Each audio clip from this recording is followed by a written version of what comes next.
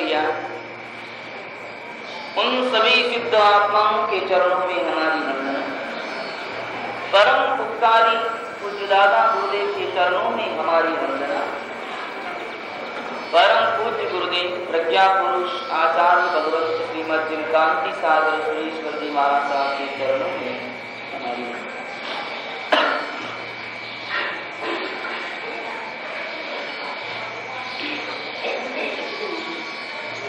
अनंत उपकारी जिनेश्वर परमात्मा ने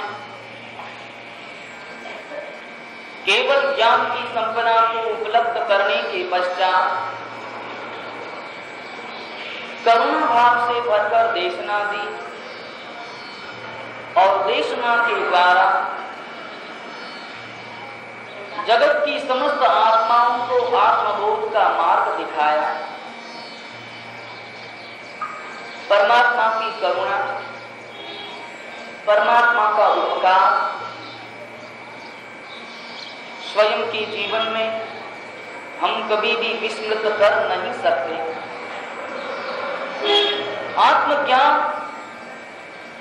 आत्मज्ञान की प्राप्ति के उपाय परमात्मा ने हमारे सामने रखे। हमें कहीं बैठ करके रिसर्च नहीं करनी पड़ी, हमें किसी लेबोरेटरी में बैठ करके घंटों सिर नहीं खपाना पड़ा। परमात्मा ने करुणा भाव से हमारे समक्ष आत्मबोध का कोष रख दिया। ताकत हमें चाहिए, दृष्टि हमें चाहिए, क्षमता उसे ग्रहण करने की हमें चाहिए। यदि हमारे भीतर में वह आकांक्षा है, उसे प्राप्त करने की प्रतीक्षा है, क्षमता है, तो निश्चित रूप से उसी खजाने के मालिक हम स्वयं बन जाएंगे। वही कोष हमारा अपना बन जाएगा। किस प्रकार हम स्वयं की चेतना को जाने, हमारी दृष्टि जो केवल बाहर घूमती है, भटकती है, किस प्रकार उसे भीतर की ओर मोड़े। भीतर की ओर मोड़ने की सिवाय उसे प्राप्त करने का और दूसरा कोई मार्ग नहीं, दूसरा कोई उपाय नहीं। स्वयं को प्राप्त करना है तो स्वयं के भीतर में ही जाना होगा। जो चीज, जो वस्तु जहां पर है उसे वहीं पर खोजने से वह उपलब्ध होती है।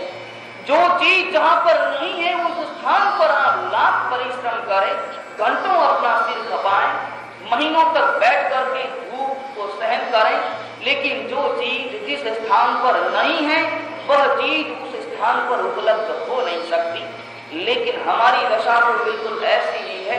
हम हमेशा अपने भीतर की शांति को प्राप्त करने को तत्पर रहते हैं। हमारे मानस में, हमारे हृदय में एकमात्र आकांक्षा रहती है कि हमारा जीवन बड़ा सुखमय बीते, बड़ी शांति के साथ में बीते, बड़े हर्ष और आनंद के फुहारे हमारे भीतर में बरसे, हमारे भीतर में प्रसन्नता की बहारें छा जाएं। यही आकांक्षा हमारे मन की रहती है। लेकिन उस हर्ष को प्राप्त करने के लिए, शांति को प्राप्त करने के लिए, प्रसन्नता को अपने हृदय में बसाने के लिए हम किस दिशा में दौड़ते हैं?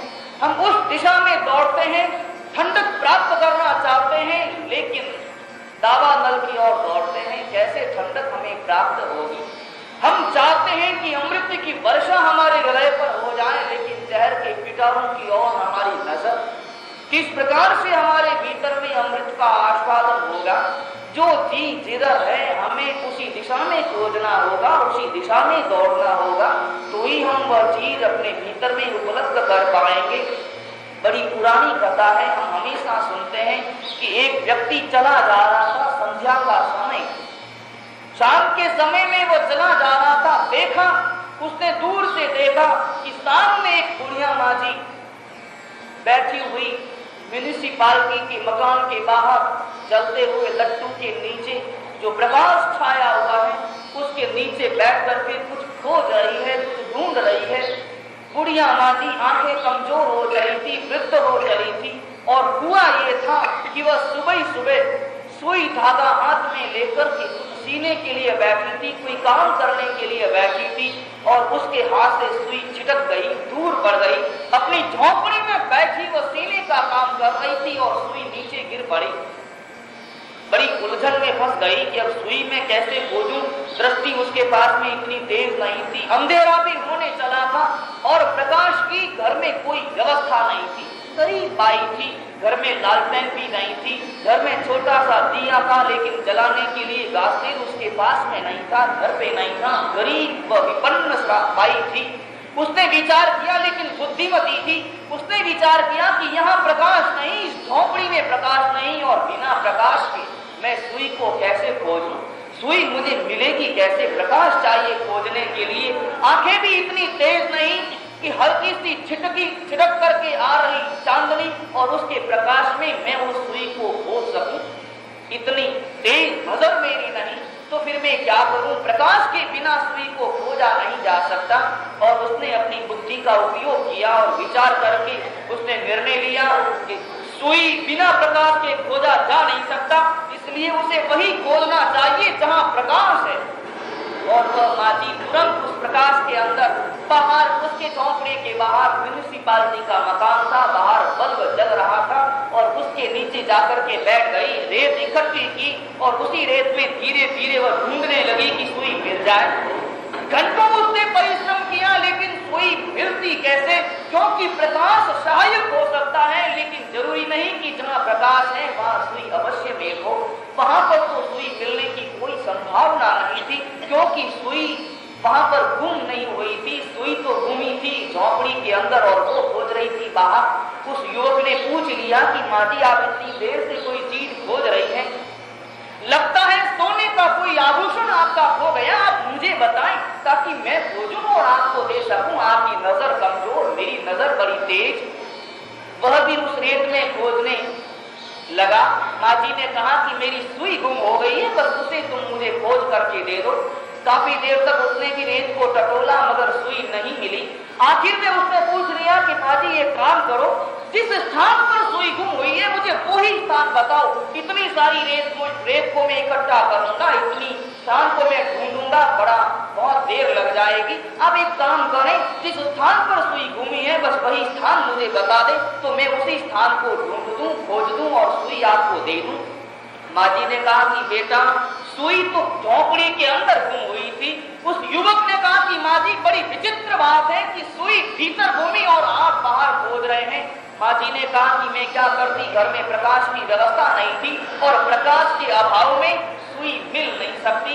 ये दोनों बातें इस प्रकार की संयुक्त है। हम यदि स्वयं के विषय में, स्वयं की आत्मा के विषय में, स्वयं की क्रियाओं के विषय में, हमारी विचारधारा के विषय में यदि हम चिंतन करेंगे तो हम पाएंगे कि हमारी दशा भी बिल्कुल ऐसी ही है।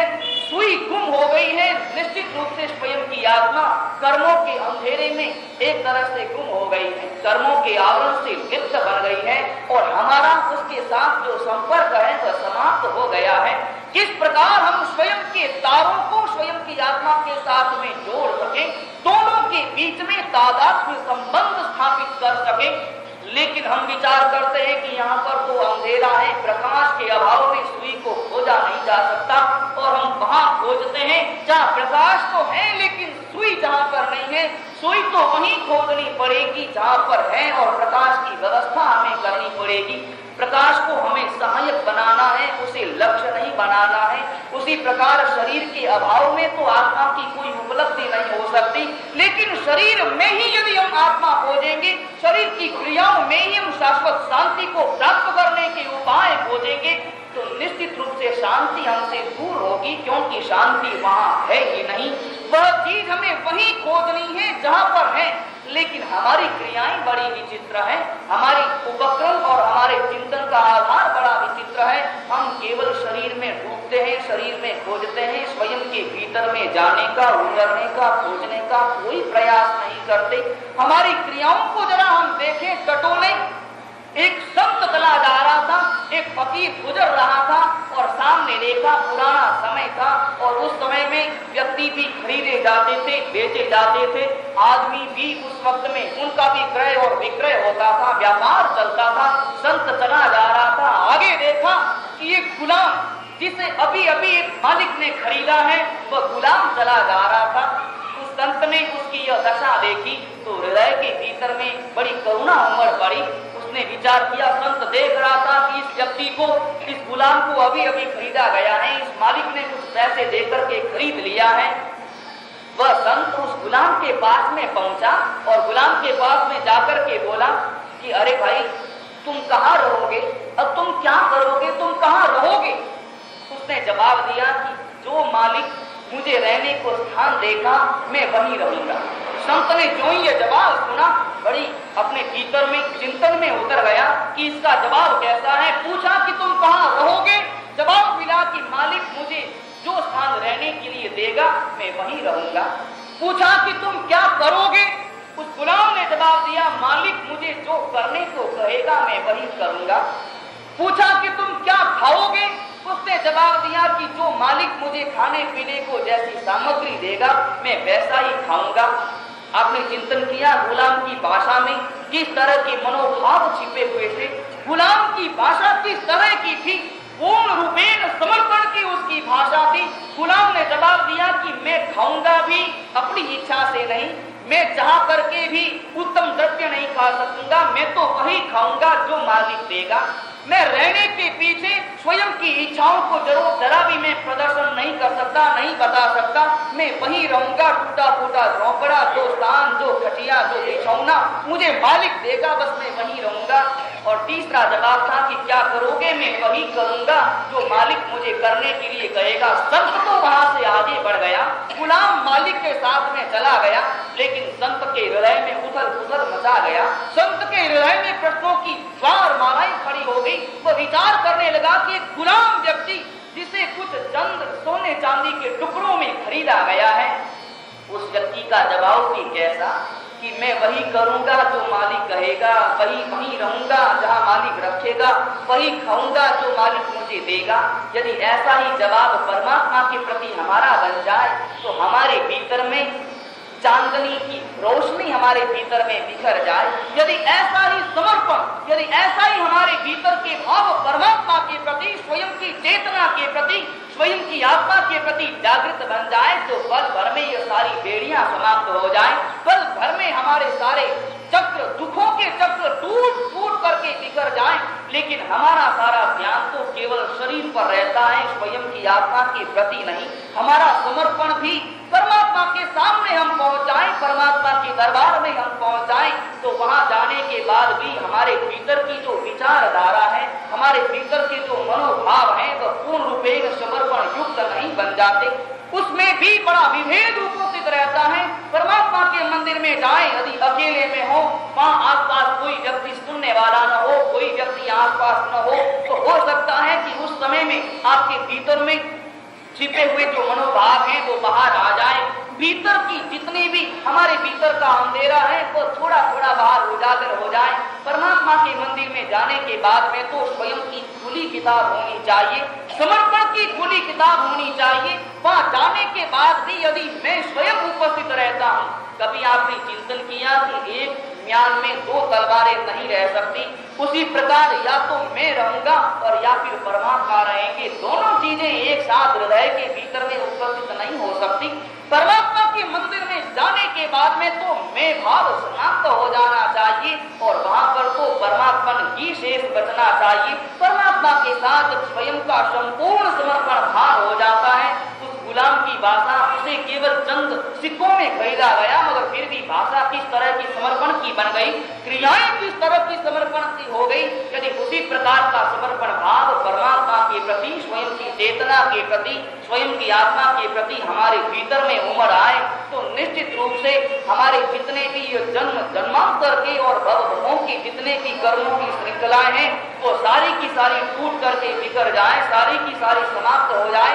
अपने भीतर में इसी तरह का समर्पण भाव हमें प्रकट करना है, लेकिन यह तभी हो सकता है जब हमारी दृष्टि बदले, हमारा दृष्टिकोण बदले, हमारी आसक्ति का आधार बदले। आसक्ति का आधार अभी तक संसार बना हुआ है, अभी तक हमारा शरीर बना हुआ है, बाहर की सारी चीजें बनी हुई हैं। जब समर्पण का आधार, आसक्ति का आधार हमारे भीतर का दृष्टिकोण, स्वयं की की आत्मा से युक्त बन जाए, स्वयं की चेतना की सद्गुणों से युक्त बन जाए, तो जीवन अपने आप बदल जाए, जीवन की दृष्टि बदल जाए, जीवन की सारी क्रियाएं बदल जाए। अभी तक हमारी दृष्टि नहीं बदली। मिस्टर जटाशंकर पहुंच गया अमेरिका, उसकी मां बड़ी कंजूस थी। जटाशंकर ने विचार किया कि मां कंजूस भले हो, अमेरिका में आया हूं तो कुछ यहाँ का सामान भी मैं वहां पर भेज दूं। लोगों में बड़ी क्रेज रहती है, विदेश का सामान मेड इन जापान अगर लिखा हुआ हो तो व्यक्ति के हृदय में बड़ी प्रसन्नता रहती है और लोगों में बाजार के अंदर अपने मित्रों के बीच में वह दिखा दिखा करके फिरता है कि देखो मेरे पास में मेड इन जापान का VCR है, या मेरे पास में मेड इन अमेरिका का यह सामान है, यह सामग्री है।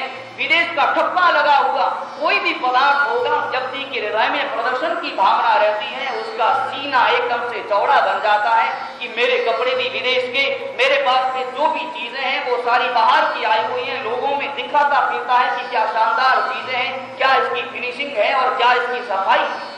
उसने विचार किया कि माता जी रहती हैं भारत में, जरा मैं कुछ एक साड़ी वगैरह भेज दूं तो बड़ा आनंद आएगा, माता जी बड़ी प्रमुदित बन जाएंगी, प्रसन्नचित्त बन जाएंगी। और ये सोच करके एक साड़ी खरीदी, 2000 रुपए में साड़ी खरीदी और खरीद करके साड़ी का पार्सल बना करके भेज दी इंडिया में, और माँ को लिख दिया कि यह मैं साड़ी भेज रहा हूँ। वो जानता था कि मेरी माँ का स्वभाव कैसा है। माँ का स्वभाव ऐसा है कि वो स्वयं भी न तो अपने लिए द्रव्य का कोई उपयोग करती है और न करने देती है। वह हर चीज को फालतू खर्च इस प्रकार से समझती है कि व्यर्थ में इतना लंबा चौड़ा खर्चा क्यों किया जा रहा। इसलिए लिख दिया, उसने विचार किया कि माँ को मैं लिखूंगा कि ये 2000 में मैंने साड़ी खरीदी है, तो ना मेरे ऊपर नाराज होगी, परेशान होगी और कहेगी कि 2000 में साड़ी खरीदने की क्या जरूरत थी, सूरत के अंदर 200 रुपए में साड़ियां मिल जाती है, व्यर्थ में इतनी महंगी साड़ी खरीदने की आवश्यकता क्या थी। लिख दिया उसने कि माता जी, उसने विचार किया कि साड़ी तो बढ़िया है, लेकिन अगर मैं कीमत कम लिखूंगा तो माता जी राजी हो जाएगी और विचार करेगी कि इतनी सुंदर साड़ी और इतने से रुपयों में खरीदी, वो प्रसन्न चित्त बन जाएगी, मेरे ऊपर उनके हृदय में और ज्यादा वात्सल्य उमड़ पड़ेगा। लिख दिया कि यह साड़ी मैंने सिर्फ 300 रुपए में खरीदी है और आपको मैं भेज रहा हूँ, आप इसे बड़े आराम से पहनना। माता जी ने साड़ी ले ली, बड़ी शानदार साड़ी थी और सिर्फ 300 रुपए में वह साड़ी, उसने पढ़ा कि 300 रुपए की यह साड़ी है। बड़ी प्रसन्नचित्त हुई कि साड़ी तो लगती है बड़ी महंगी और केवल 300 रुपए में खरीदी। मेरा बेटा तो वास्तव में बड़ा व्यापारी और बड़ा बिजनेसमैन बन गया है। आसपास की महिलाएं इकट्ठी हुई, महिलाओं को दिखाने लगी कि देखो मेरे बेटे ने अमेरिका की साड़ी भेजी है। भाइयों ने, सबने, आसपास की पड़ोस की सारी महिलाओं ने देख देख करके बड़ी प्रसन्नता व्यक्त की कि क्या शानदार डिजाइन है, क्या कलर मैचिंग है और क्या इसकी शानदार सफाई वगैरह है। खूब प्रशंसा की, पूछा कि क्या कीमत है इसकी। उसने विचार किया कि मैं इसकी असली कीमत तो क्यों बताऊं, 300 रुपए में ही खरीदी है मेरे बेटे ने, मगर मैं 300 रुपए क्यों बताऊं, मैं थोड़ी ज्यादा बढ़ा करके बताऊं। उसने कहा कि ये तो बहुत महंगी साड़ी है। आसपास की जो महिलाएं थी उनका मन टपक पड़ा और थोड़ी देर के बाद में जब साड़ी चली गई तो एक पड़ोसन आई और उसने कहा कि एक काम करो, ये साड़ी मुझे बहुत पसंद आ गई। अरे जितने रुपए लगे हो ले लो, लेकिन यह साड़ी तो तुम मुझे दे दो, मुझे खूब पसंद आ गई है। उसने कहा कि एक काम करो, इस साड़ी के मैं 1000 रुपए देने को तैयार हूँ, ये 1000 रुपए में मैं ये साड़ी खरीद लूंगी, 1000 रुपए ले लो, ये साड़ी मुझे दे दो। उसने विचार किया कि ओ 1000 रुपए इस साड़ी के मिल रहे, 300 रुपए की साड़ी, 50 रुपए का इसका आने जाने का खर्चा समझ लो, 100 रुपए का खर्चा समझ लो, 400 रुपए में ये घर पे पड़ी और ये 1000 रुपए मुझे दे रही। बड़ा ये तो शानदार तरीका है। उसने जल्दी से साड़ी के बंडल को उसे पकड़ाया और 1000 रुपए जल्दी से ले लिए। अपने बेटे को चिट्ठी लिखी। उसके मन में भी विचार आया कि ये तो बड़ा अच्छा धंधा है कि वहां से मेरा बेटा 300 रुपए में साड़ी खरीदेगा, यहाँ बेचेगा और मैं यहाँ 1000 के अंदर बेचती रहूंगी। बड़ा शानदार ये तो कमाई का तरीका निकल आया है। क्या शानदार इस प्रकार का यह धंधा हमारे हाथ लग गया है। अरे एक एक साड़ी के पीछे बिल्कुल 60% का नफा हमें हो जाएगा। बेटे को लिख दिया कि बेटा ये साड़ी बड़ी अच्छी थी, बड़ी पसंद आई और इतनी पसंद आई कि बेटा तुमने 300 में खरीदी, मैंने यहाँ 1000 के अंदर बेच दी है। तुम ऐसी साड़ियां 40-50 और बेच देना, सारी की सारी बिक जाएगी। अरे 1000 दी तो 800-900 में तो बिक ही जाएगी। बेटे ने जब वो चिट्ठी पढ़ी अपना सिर ठोक लिया कि अरे मैंने तो 300 रुपए केवल आपके लिए लिखे थे और 2000 रुपए की साड़ी आपने 1000 रुपए में बेच दी। बड़ा गुस्सा आया, बड़ा तिल मिला आया। भीतर में आक्रोश में भर करके उसने पत्र लिखा कि माता जी ये आपने क्या किया, मैंने वो साड़ी केवल आपके लिए भेजी थी, अरे वो साड़ी आपने 1000 में बेच दी और मन के अंदर आप विचार कर रहे हैं कि मुझे 600 रुपए का नफा हो गया। अरे नफा नहीं, 1000 रुपए का आपने नुकसान प्राप्त कर लिया। वो साड़ी 2000 रुपए की थी। माँ ने जो ये चिट्ठी पढ़ी उसके होश गायब हो गए। कहाँ तो पहले प्रसन्नता थी, विचार कर रही थी, खुद रही थी, पूरे घर के अंदर हर्ष का माहौल उसने खड़ा कर दिया था कि वाह मैंने 600 रुपए कमाए। चेहरे पर प्राप्त करने की चमक थी, चेहरे के ऊपर लाभ प्राप्त करने की बड़ी रोशनी बिखरी हुई थी।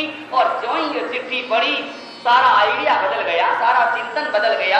उसी साड़ी को बेचने में पहले आनंद था और उसी साड़ी को बेचने के बाद जब पता चला कि उसकी असली कीमत क्या है, आंखों में से आंसू बह चले, उसका हृदय रुदन करने लग गया। उसके भीतर में चिंताएं छा गई कि ये मैंने क्या कर डाला। पहले उसे प्रसन्नता थी, लेकिन जो ही यथार्थता का भान हुआ, जो ही वही प्रसन्नता काबूर बन गई, वही प्रसन्नता तुरंत शोक में बदल गई, वही प्रसन्नता चिंता के रूप में परिवर्तित हो गई। दृष्टि बदल जाए। अभी तक हमने स्वयं की आत्मा के यथार्थ स्वरूप को नहीं जाना, शरीर के भी यथार्थ स्वरूप को नहीं जाना। जो ही हम यथार्थ स्वरूप को जान लेंगे, सारी दृष्टि बदल जाएगी। शरीर के प्रति, संसार के प्रति और भौतिकता के प्रति हमारा जो आकर्षण है वह तुरंत समाप्त हो जाएगा और स्वयं के भीतर में जाने की, हमारे भीतर में जो अरुचि है, हमारे भीतर में जाने का जो अपुरुषार्थ है, अभी तक हमने अपने जीवन में कोई पुरुषार्थ प्रारंभ नहीं किया। यदि यथार्थता का बोध हो जाए तो यह आकर्षण की दिशा बदल जाए, रुचि की दिशा बदल जाए और जो आकर्षण स्वयं के संसार के प्रति है, शरीर के प्रति है, स्वार्थों के प्रति है, वह तुरंत स्वयं के भीतर में आ जाए। कभी हमने चिंतन किया कि हमारा किस प्रकार का चिंतन है, किस प्रकार का हमारा व्यवहार चलता है, हम अपने जीवन में किस तरह की क्रियाएं करते हैं और क्या प्राप्त करना चाहते हैं। यदि सुबह सुबह उठ करके इन दोनों के विषय में, इन दोनों सवालों के समाधान को प्राप्त करने की दिशा में यदि हमारे भीतर में चिंतन चले तो निश्चित रूप से हमारा जीवन बदल जाए। हमने किस लिए इस जीवन को प्राप्त किया, क्यों हमें यह जीवन मिला और हम इस जीवन के द्वारा क्या कर रहे हैं, यदि ये दो यक्ष प्रश्न हमारे दिमाग में खड़े हो जाएं, हमारे हृदय में उथल पुथल मचा दें और आधा पौन घंटा यदि बैठ करके आंखें बंद करके स्वयं के भीतर में उतरने का प्रयास करें, चिंतन करें, तो निश्चित रूप से हमारे भीतर में एकदम से रुदन बह चलेगा। स्वयं के अतीत के प्रति रुदन होगा कि ये मैं क्या कर रहा हूं, मैं किस तरह की क्रियाओं के अंदर स्वयं के समय का उपयोग कर रहा हूं, स्वयं के जीवन को गंवा रहा हूं। जिस समय में भरत चक्रवर्ती बने, चक्रवर्ती जब बन गए, उन्होंने विचार किया कि चक्रवर्ती का एक नियम होता है कि बड़े ठाट बाट के साथ एक शिला पर पहुंचते हैं और वहां जाने के बाद में स्वयं के नाम को खोदते हैं कि आज मैं चक्रवर्ती बन गया। वहां जाने के बाद अपना नाम खोदा जाता है, उस शिला के ऊपर नाम खोदते हैं। इस तरह की परंपरा है, इस तरह का रिवाज है। और भरत जब चक्रवर्ती बन गया, चक्रवर्ती बनने के बाद उसने विचार किया कि अहो वर्षों से मुझे जिस बात की प्रतीक्षा थी आज मुझे वह मिल गया, आज मैं चक्रवर्ती बन गया। बड़े ठाट बाट के साथ मैं उस शिला तक जाऊंगा, उस स्थान तक जाऊंगा और वहां जाने के बाद में बड़े बड़े अक्षरों में, सुनहरे अक्षरों में अपना नाम खुदवाऊंगा, अपनी प्रशस्ति खुदवाऊंगा, स्वयं का जीवन लिखवाऊंगा, उस शिला के ऊपर खुदवाऊंगा। कारीगरों को साथ में लिया, सैकड़ों कारीगरों को साथ में लिया, ऐसे कैसे जाए, उस शिला के ऊपर नाम खुदवाना है और यह अवसर सिवाय चक्रवर्ती के और किसी को मिलता नहीं। और चक्रवर्ती तो कितने बिल्कुल गिनती के होते हैं, उनके सिवाय सामान्य आदमी की यह हिम्मत नहीं, उनका यह पुरुषार्थ नहीं, उनके भीतर में इस तरह का साहस नहीं कि वो जा सके वहां पर उस शिला तक और अपना नाम खोज सके। भरत ने विचार किया कि आज वर्षों के बाद मेरी साल पूरी हुई है, आज मैं जाऊंगा और अपना नाम वहां पर खुदवाऊंगा। मैं नाम ऐसे खुदवाऊंगा, इटैलिक अक्षरों में खुदवाऊंगा, बड़े डिजाइनदार अक्षरों में खुदवाऊंगा, अपनी प्रशस्ति खुदवाऊंगा, संस्कृत भाषा में खुदवाऊंगा, ऐसे करूंगा वैसे करूंगा। बड़ी कल्पनाओं को उसने अपने भीतर में जन्म लिया, जन्म दिया और तुरंत वहां से रवाना हुआ। बड़ी सेना के साथ रवाना हुआ, मंत्रीगण साथ में थे, ठाट बाट के साथ, और भीतर में अहंकार भरा हुआ था, अपने नाम खुदवाने की लालसा भरी पड़ी थी। विचार करता जा रहा था, सोचता जा रहा था और नोट करता जा रहा था कि मुझे ये शब्द खुदवाने हैं, ये भाषा मुझे खुदवानी है, कहीं कोई ऐसा न हो कि कहीं कोई बात रह जाए, महत्वपूर्ण बात खुदवाने से वंचित में रह जाऊं, कहीं ऐसा न हो जाए। वह चला जा रहा था, नोट करता जा रहा था, अहंकार से भरा हुआ था, स्वयं के भीतर में इसी तरह की ऐसी बातें भरी हुई थी कि नाम मैं कैसे खुदवाऊंगा। बढ़ता चला, चलता गया, जब वो शिला के ऊपर पहुंचा, शिला के पास में पहुंच गया, उसने विचार किया कि बस आज मेरा सपना सार्थक हो गया, आज मेरी इच्छाएं साकार स्वरूप धारण करके सामने खड़ी हैं, सामने ही तो शिला है और ये हथौड़े, ये छैनियां साथ में हैं, बस मैं वहां पर जाऊंगा और शिला के ऊपर अपना नाम खुदवाऊंगा, नाम में बड़े शानदार खुदवाऊंगा, सामने वाली साइड में खुदवाऊंगा कि जो भी आए वो वहां पर पढ़े, देखे, मेरा नाम बड़े बड़े अक्षरों में खुदवाऊंगा, दूर से नजर आ जाए, सारी प्रशस्ति खुदवाऊंगा। यह सोच करके आगे बढ़ा, लेकिन ज्यों ही शिला के पास में पहुंचा और ज्यों ही शिला के ऊपर नजर पड़ी, उसके हाथ में रहा हुआ हथौड़ा नीचे गिर पड़ा, उसके हाथ से झिटक करके सारी छेड़ियां दूर हो पड़ी, उसके भीतर का मानस झुंझला गया, हृदय के भीतर में विचारधाराओं का झंझावात उपस्थित हो गया, भीतर में विचारों का तूफान बहसना कि मैं क्या देख रहा हूं। मैंने सोचा था कि मैं अपना नाम बड़े अक्षरों में लिखूंगा, खुदवाऊंगा, प्रशस्ति खुदवाऊंगा, लेकिन उस शिला के ऊपर जाकर के देखा, शिला के पास में जाकर के देखा तो वह शिला चारों ओर से पूरी खुदी हुई थी, बारीक बारीक अक्षरों में खुदी हुई थी और इतनी सी जगह भी शेष नहीं बची थी कि जहां पर वो अपना नाम खुदवा सकता। जगह जरा भी शेष नहीं थी, सारी शिला खुदी पड़ी थी। भरत ने विचार किया कि ये मैं क्या देख रहा हूं। मैंने तो सोचा था कि सामने खुदवाऊंगा, बड़ी सी शिला में खुदवाऊंगा, बड़े से स्थान पे खुदवाऊंगा, यहाँ तो जरा भी जगह नहीं, मैं केवल भरत के स्थान पर केवल भ लिखूं, इतनी भी जगह यहाँ पर शेष नहीं, अब मैं कहां पर लिखूं। और उससे पता चला कि इतने सारे चक्रवर्ती आज तक हो चुके, इतने नाम इस शिला के ऊपर खुदे हुए हैं, लिखे हुए हैं, आज तक इतने चक्रवर्ती हो चुके और मैं व्यर्थ में अभिमान कर रहा हूं, मैं व्यर्थ में घमंड कर रहा हूं कि अपना नाम यहाँ पर खुदवाऊंगा। थोड़ी देर तक तो विचार में पड़ा, आंखों में उदासी छा गई, चेहरे पर मायूसी छा गई और विचार करने के बाद में उसने एक पत्थर लिया और पत्थर लेने के बाद में खूब देखा मगर कहीं जगह नहीं थी। विचार किया कि यहाँ तक पहुंच गया हूं तो नाम तो मुझे खोदना ही होगा, कहां खोदूं। और ऐसा विचार करके जो पहले से लिखे हुए नाम थे उस पत्थर की सहायता से उनको मिटाया और मिटा करके वहां पर केवल अपना नाम भरत दिखा और लौट पड़ा। उसने विचार किया कि आज मैं यहाँ पर पहुंचा और जिस प्रकार दूसरों का नाम मिटा करके मैंने अपना नाम लिखा, कल यहाँ पर कोई दूसरा आएगा और मेरा नाम मिटा करके कोई दूसरा लिख जाएगा।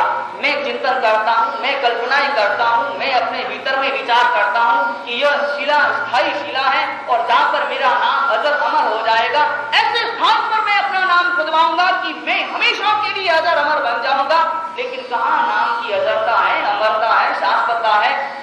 बस मैंने दूसरों के नाम मिटाए, आज मैंने अपना नाम लिखा, कल कोई दूसरा आएगा और वो मेरे नाम मिटा डालेगा और वह अपना नाम लिख डालेगा। कभी हमने विचार किया कि अशाश्वत चीजों में हम शाश्वत की कल्पनाएं करते हैं, जो स्वयं अशाश्वत हैं, जो स्वयं नश्वर हैं, और उन चीजों पर अपना नाम खुदवा करके कल्पनाएं करते हैं कि हमारा नाम शाश्वत रहेगा, हमारा नाम अजर अमर रहेगा। कभी आपने चिंतन किया, अपने भीतर में उतरने का प्रयास किया, जो स्वयं नाशवान है, समाप्त हो जाने वाला है, हो सकता है कि 100 साल बाद में हो, 500 साल बाद में हो, काल सापेक्ष है, लेकिन नश्वरता अनिवार्य है, समाप्त होना अनिवार्य है।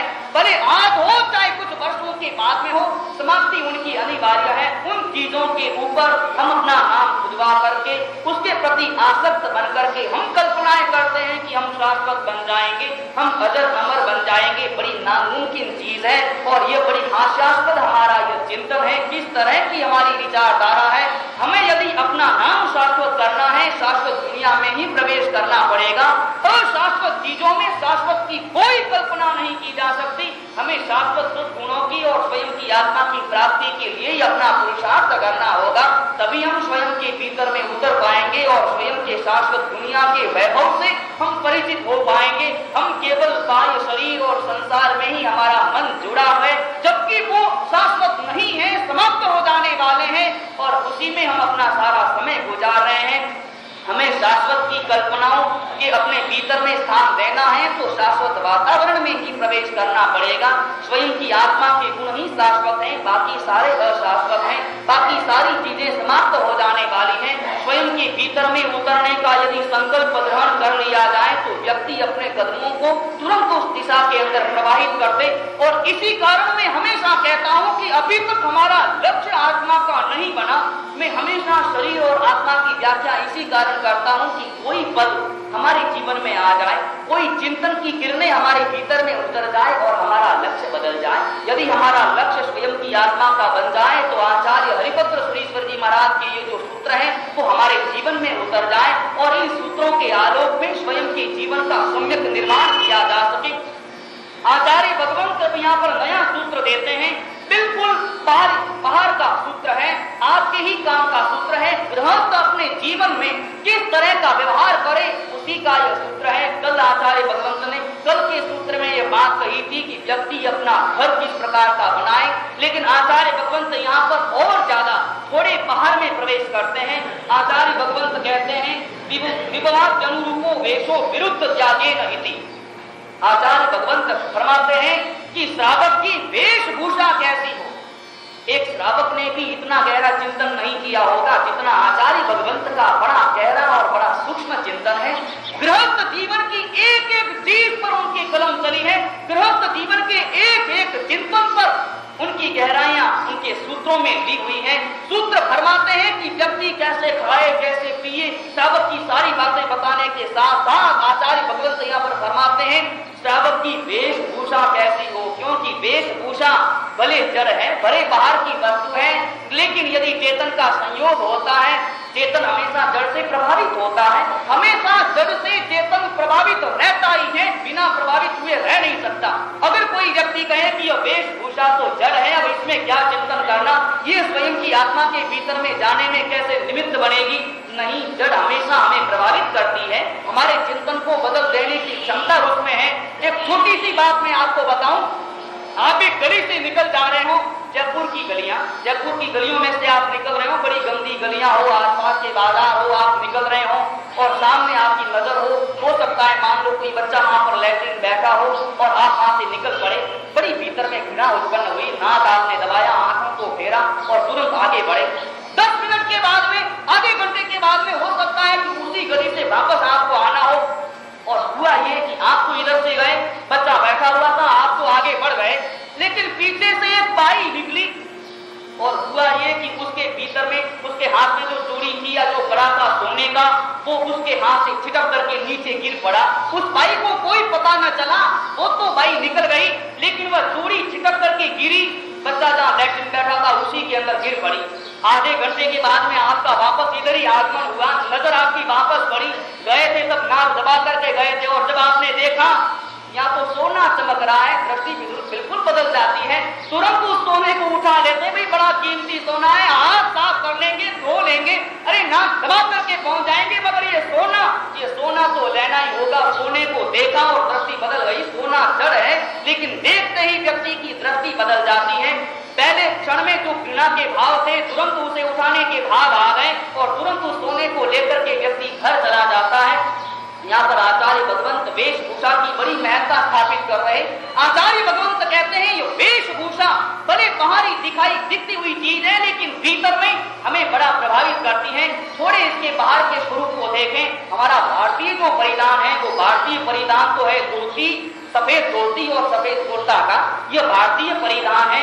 इसके भीतर भी बड़ा रहस्य छिपा हुआ है कि सफेद कलर ही भारत के अंदर ज्यादा प्रचलित क्यों हुआ। इसके 2-3 तरह के कारण हैं। सबसे पहले तो सफेद रंग हमेशा सूर्य की किरणों को रिवर्स करता है, सूर्य की किरणों को लौटा देता है। कभी आपने चिंतन किया, विचार किया, सफेद कपड़ा हमेशा सूर्य की किरणों को निकाल देता है, बाहर कर देता है, बड़ा वैज्ञानिक तथ्य है। और इस कारण सफेद कुर्ते और पायजामे में ज्यादा गर्मी भीतर में नहीं उपस्थित हो पाती, सूर्य की किरणों को रिवर्स कर देता है, गर्मी को लौटा देता है और भीतर इसी कारण से गर्मी नहीं हो पाती।